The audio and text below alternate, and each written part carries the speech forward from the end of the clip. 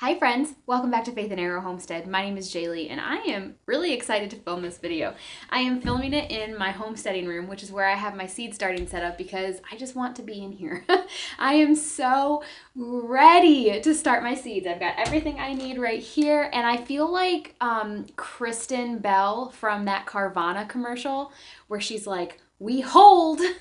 I will eventually get to start my seeds, and in the meantime, I've got my little basil plants that I started. I have these just for purely my own enjoyment. But today I am filming this video because I want to talk to you about some of the positive side effects that come from homesteading. If you are watching this and you are homesteading or you're interested in homesteading, there's something that drove you to that. If it is health, if it is finances, if it's a feeling of burnout, a career thing, there's something that brought you here. And that's awesome. And of course, you're going to lean into that heavily, right? Because that's what brought you here. But aside from that, there are so many other side effects that you're going to feel and so many other places in your life that you're going to see change when you choose to pursue a homesteading lifestyle. And so your one thing is very well likely to be in this list, but there are so many other things, and you may have realized it or you may have not yet realized it. But these are some things that I have noticed. I'm sure there are many more that I wanted to list for you as positive side effects of becoming a homesteader. The first one is the one that drew me into homesteading, and it is healthier eating habits. My relationship with food is completely different than it was when I started homesteading. More so than I even thought. And this is what got me into homesteading. Cooking from scratch and reading food labels, that's great, but it's more than that. I feel so comfortable in my body in terms of the way I'm nourishing it, and I never saw that coming. I did not know that becoming a homesteader was going to completely reshape my relationship with food altogether. I did not know it was going to go that deep. I thought we're going to eat organic, we're going to cut out seed oils, we're going to cook from scratch. And those things sound so great and they look so great on paper, but it's so much more than that. The next positive side effect of homesteading is taking control of your life. You take control of your food, or you take control of your finances, or you take control of your career, you take control of your family, whichever one of those brought you into homesteading in the first place.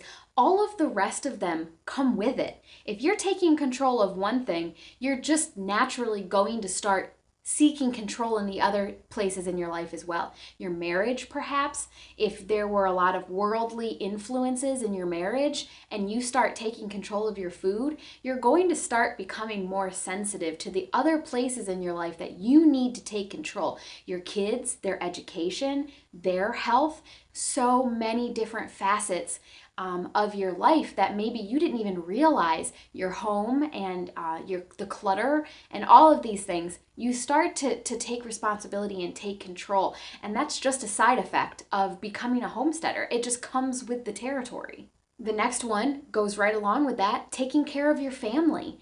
A lot of Americans these days have a very hands-off approach with their family, and they send them to school, they send them to daycare, they send them to summer camp, to extracurricular activities, to other people's houses.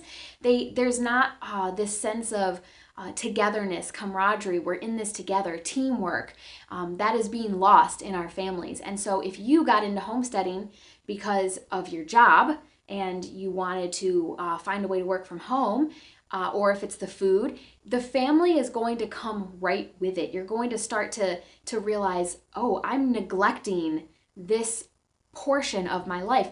These three go together so well because bringing control into your home has so much to do with the family. You really start to say, okay, if we're going to do this homesteading thing, we need to work together. We need to do this together. Everybody has a place at this table. Every member of this family can be involved in this in one way or the other. And when you start to do things like including the kids in the chores and including the kids in the kitchen, including the kids in the finances, paying them for their involvement in the homestead, you start to come together as a family, and you start to come together as a unit and say, how can we work together? And that is you taking control. That is you saying, actually, I had been delegating this out to school or to daycare or to other people, and I'm taking this control back. I'm taking my family back. the next point that I wanted to make is taking control of your finances. And now this is something that maybe brought you to homesteading. This might be the thing that brought you into homesteading. You're seeing your spouse lost their job, and now you're having to really be very careful budgeting your money. You're realizing how many frivolous things you were paying for. You're like, no, we don't need all of this. We want to live, a more simple, straightforward lifestyle. And that's kind of gotten you into homesteading. So this may be that thing on the list. But even if it isn't, even if you got into this through controlling your food, or even if you got into this from the career standpoint, the finances come into line with it so naturally. And I have found this to be very true. Finances were the last thing on the list that I was considering when I decided to become a homesteader. And it has absolutely become a focal point in this journey for me. And that's because two things. First of all, land is expensive. And so if you're going about this wanting to go from homesteading to farming, if that is an upgrade that you're wanting to make in this lifestyle, you know very good and well that this is expensive and it takes money. And then there's also the debt standpoint, because to go right along with taking control of things in your life, when you are in debt, and maybe you never even thought about it before, like, oh, this is normal. Everybody has car debt. Everybody has credit card debt. Normal. No red flags went off in your head whatsoever. When you start to live that homesteader life and mindset, and you start to get that perspective, you're like, wait a second, I'm enslaved to this. I don't have freedom in the things that I want to have freedom in because I'm enslaved over here to credit card companies, to banks, and to financial institutions. Wait a second. I need to take control. And so do you see how a lot of these things are interwoven? A lot of these points have a lot to do with each other.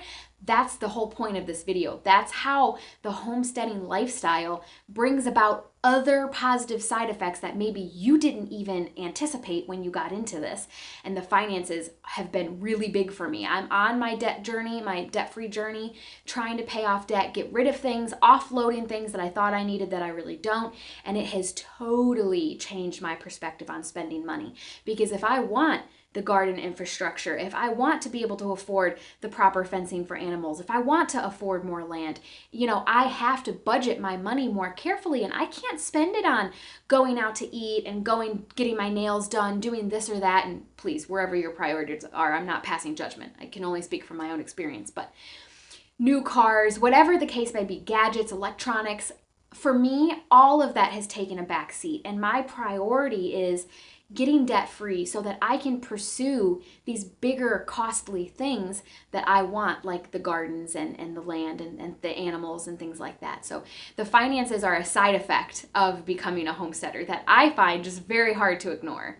Another side effect that I've noticed from becoming a homesteader is choosing relationships that fill you up versus drain you. And maybe this goes a little deeper than just homesteading. I think this probably also plays along to my spiritual journey, but I absolutely think it's applicable to homesteading in the same way that perhaps it's applicable to parenting. You wake up one day and you just realize that your life looks a lot different than the lives of the people that are around you. And please let me caution you, this is not a reason to just drop all your non-homesteading friends. I think it's very important to nurture relationships with people that are different from you, that have different perspectives and different interests from you. And I'm not encouraging you to make your life filled with all of the same people.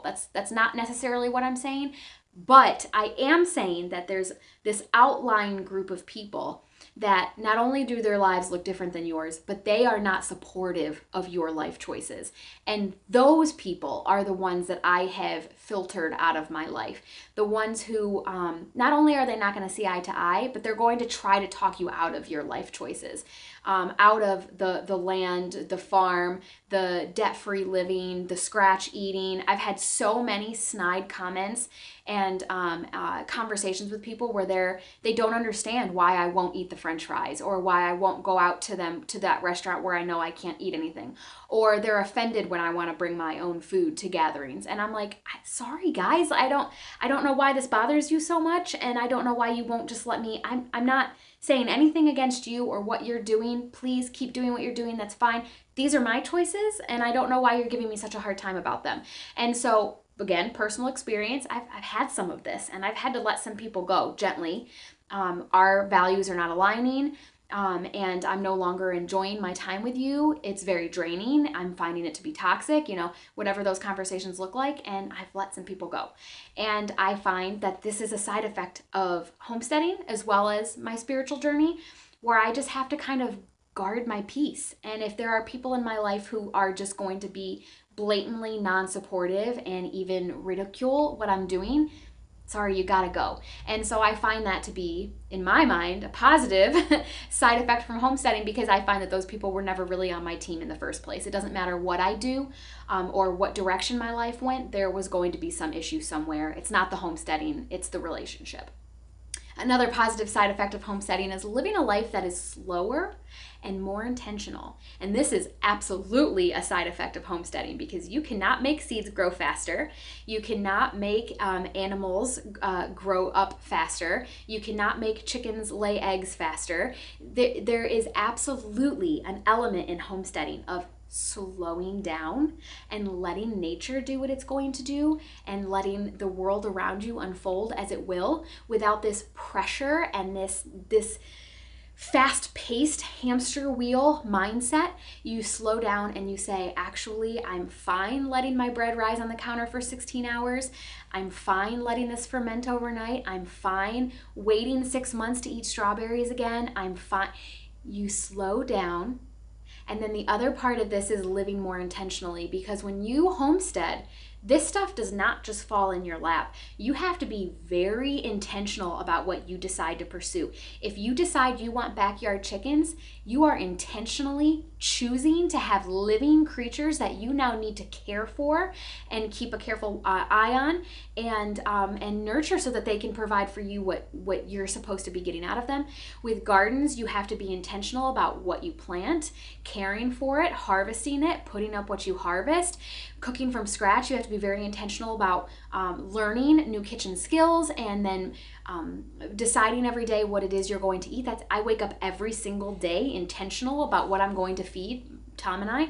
And so you live slowly and you live intentionally when you are a homesteader, and you may not have gotten into this setting out to do that, to develop those, and they happen. They are a side effect, a very positive side effect of choosing to be a homesteader.